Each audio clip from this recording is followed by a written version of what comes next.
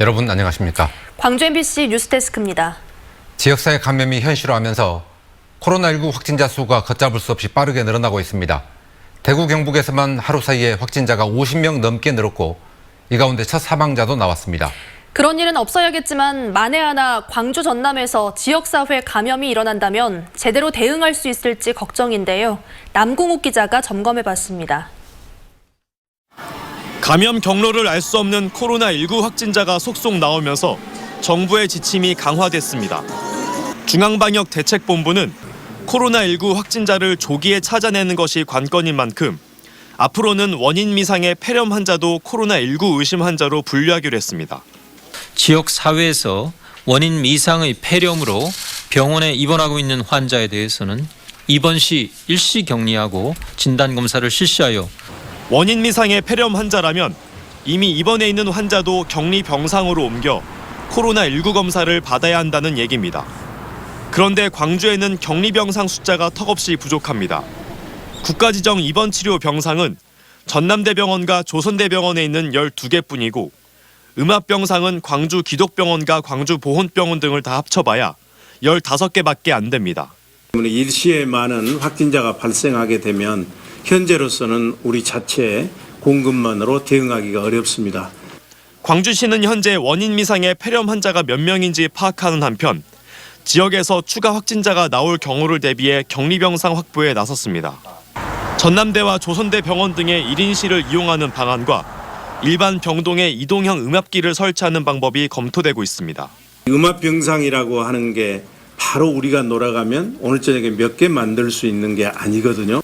광주시는 우선 선별진료소에 음압시설 설치를 다음 주 중으로 마무리한다는 방침입니다. 한편 오늘 오전 일본에 다녀왔다가 인후통을 호소하는 50대 남성이 선별진료소를 거치지 않고 남구 보건소를 직접 찾아간 사실이 드러나 보건소가 일시 폐쇄됐습니다. 다행히 이 환자의 바이러스 검사 결과 음성이 나와 보건소 업무가 재개됐습니다. MBC 뉴스 남궁욱입니다. 광주 21세기 병원과 소방학교에 격리됐던 접촉자들이 오늘 드디어 집으로 돌아갔습니다. 환자와 의료진, 자원봉사자들은 서로를 격려하고 위로하면서 대구 경북도 하루빨리 안정되기를 바랐습니다. 우종훈 기자가 취재했습니다. 광주 21세기 병원 앞에서 가족들이 손을 모은 채 격리 해제의 순간을 기다립니다. 몇 분 뒤 두 손 가득 짐을 든 격리자들이 밖으로 나옵니다. 오늘 새벽 0시 16번째 확진자의 밀 접촉자들에 대한 격리가 일제히 해제됐습니다. 지난 4일 이후 16일 만에 바깥 외출입니다. 좀 탁 트인 곳 가고 싶어가지고 이번 주에 동생 보러 가려고요. 같은 시각 해제의 기쁨을 누린 건 36명의 환자 보호자가 격리됐던 광주 소방학교도 마찬가지입니다. 격리자들은 마중 나온 가족과 함께 집으로 발길을 서둘렀습니다. 그동안 함께하며 정들었던 격리자와 의료진, 자원봉사자들은 고생했다며 서로의 어깨를 다독였습니다. 한때 격리자들을 중심으로 시설 관리가 미흡하다는 지적도 나왔지만 이들은 오히려 의료진을 격려하며 지냈습니다. 불만도 많으시고 할 줄 알았는데 그러니까 아픈 상황임에도 불구하고 다들 이렇게 서로 말을 되게 따뜻하게 해주셨어요. 의료진들한테도. 광주 21세기 병원은 시설에 대한 방역과 환자복 세탁을 마치고 오는 24일 정상진료를 재개합니다. 격리자들과 의료진들은 무사히 격리 해제된 것이 기쁘면서도 최근 확진자가 대규모로 나오고 있는 대구 경북 지역이 하루빨리 안정되길 빌었습니다. 좀 뭔가 들떴었거든요. 근데 해제되는 거니까 좀 밖에도 말했는데 우리만 해제되는 게 아니잖아. 수술진 좋아하니까. 다행히 광주와 전남에선 지난 6일 22번째 확진자를 끝으로 추가 감염자가 나오지 않았고 격리됐던 접촉자들도 일상에 복귀했습니다. 하지만 지역사회 확산 우려가 다시 높아지면서 긴장을 늦출 수 없는 상황이 이어지고 있습니다. MBC 뉴스 우종훈입니다. 정의당 심상정 대표가 오늘 광주를 찾아 정의당을 호남의 제1야당으로 만들어달라고 호소했습니다. 특히 청년 유권자들의 표심을 잡는 데 공을 들이는 모습이었습니다. 보도 이계상 기자입니다. 21대 국회에서 정의당의 목표는 의원수 20석 확보입니다. 정의당 지도부는 광주를 찾아 지역구 후보들과 주먹밥을 나눠 먹으며 총선 승리를 향한 결의를 다졌습니다.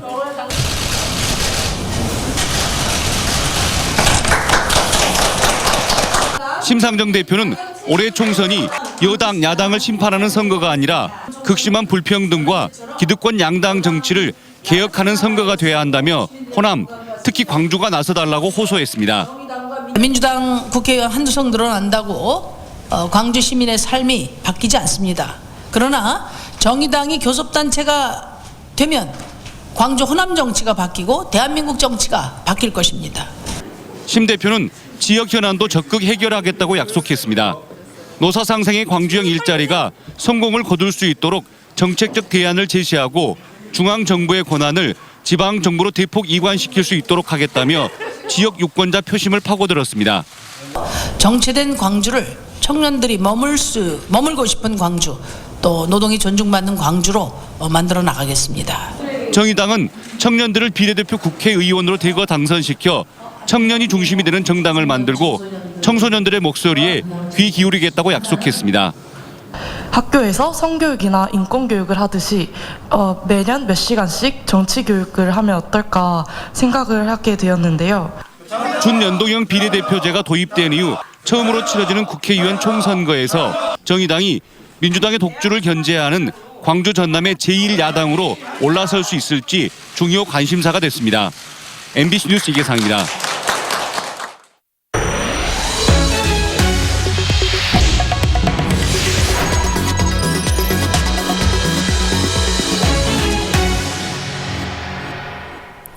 선거 연령이 만 18세로 낮춰지면서 고등학생 유권자도 이번 총선에서 투표할 수 있게 됐습니다. 교육당국도 여기에 맞춰 선거교육 가이드라인을 만들고 있는데요. 투표에 참여하는 학생 유권자들은 선거법에 대해 얼마나 잘 알고 있을까요? 조희원 기자가 학생들을 만나봤습니다. 공직선거법 개정안이 본회의를 통과하면서 2002년 4월 16일 이전 출생자들도 투표에 참여하게 됐습니다. 도내에서는 고등학생 5,500여 명, 중학생 등 400여 명을 합쳐 모두 5,923명의 학생들이 해당됩니다. 학생들은 선거법에 대해 얼마나 알고 있을까? 선거법 개정으로 올해 인생 첫 투표를 하게 된 2002년생 학생 28명과 함께 OX 퀴즈를 해봤습니다. 이게 맞다고 생각하시면 손을 들어주시고 틀리다고 생각하시면 손을 안 들어주시면 돼요. 먼저 교회에서 할 수 있는 선거 행위에 대해 질문했습니다. 정당 가입과 선거기구 자원봉사자 활동, 정치자금 기부나 후원금 독려, 공개 지지 연설, 문자메시지나 이메일 등을 통한 선거운동이 가능하다고 생각하는지 물어봤습니다. 이어서 교내에서 할 수 있는 선거 행위에 대한 생각도 들어봤습니다. 정책 토론회 개최와 정당 가입 또는 탈당 권유, 의복이나 학교 시설을 이용한 선거 운동, 교실을 돌며 공개 지지를 표명하는 행위가 불가능하다고 생각하는지 물었습니다. 전남도 교육청이 발표한 중앙선거관리위원회 기준에 따르면 문제의 정답은 모두 동그라미. 학생들의 평균 정답률은 약 47%로 절반은 맞고 절반은 틀렸습니다. 약간 들어보지도 못한 그런 용어라고 해야 되나? 그런 게 좀 많아서 좀 당황했었죠, 처음에. 근데 약간 저희가 아는 상식선에서 뭔가 좀 대답할 수 있는 그런 질문이다 보니까. 주로 언론 기사나 부모, 친구들을 통해 정치 소식을 접한다는 학생들. 어떤 선거 교육을 원하는지도 들어봤습니다. 다양한 학생들이 선거나 선거의 규칙에 대해서 더 잘 알고 그리고 정치, 사회에 대해서도 더 관심을 가질 수 있도록 교육을 진행하면 학생들은 실현 가능한 공약을 내놓는지 꼼꼼히 찾아보고 꼭 투표에 참여하겠다는 성숙한 생각을 내보이기도 했습니다. 최대한 다른 매체들을 많이 이용해가지고 이러저러한 여러 후보들의 과하지 않은 그런 공약들을 찾아가지고 그 후보에게 투표할 것 같습니다. 한편 선거교육 가이드라인을 발표한 전남도 교육청은 선관위와 함께 다음 달부터 학생과 교직원, 학부모를 상대로 본격적인 유권자 교육에 나설 예정입니다. MBC 뉴스 조희원입니다. 편리성과 생산성 때문에 농촌 경제에도 스마트 시설 열기가 불고 있는데요. 하지만 아직은 보급률이 저조하다고 합니다. 영농 규모가 영세한 데다 농촌의 고령화도 장애 요인입니다. 보도에 이재원 기자입니다. 10년째 딸기 농사를 짓고 있는 68살 문숙주 씨에게 올해부터 큰 변화가 생겨났습니다. 작년까지만 하더라도 매일 오전과 오후 2차례씩 하우스를 직접 살펴야 했지만 이제는 필요가 없게 됐습니다. 환기와 온도 조절 등 딸기 생육에 필요한 모든 것을 스마트폰으로 원격 제어할 수 있게 됐기 때문입니다. IT 기술과 결합된 스마트팜 덕분에 예전에는 생각하지도 못했던 가족 여행도 꿈꿀 수 있게 됐습니다. 소낙비가 온다 하면 다시 와야 되는데 여기까지 환기를 내리러. 근데 거기서 바로 처리가 되니까 현장에서 그런 것이 굉장히 편리하고 좋죠. 작물에도 좋고. 이렇게 한 동으로만 구성되어 있는 하우스를 단동형 하우스라고 합니다.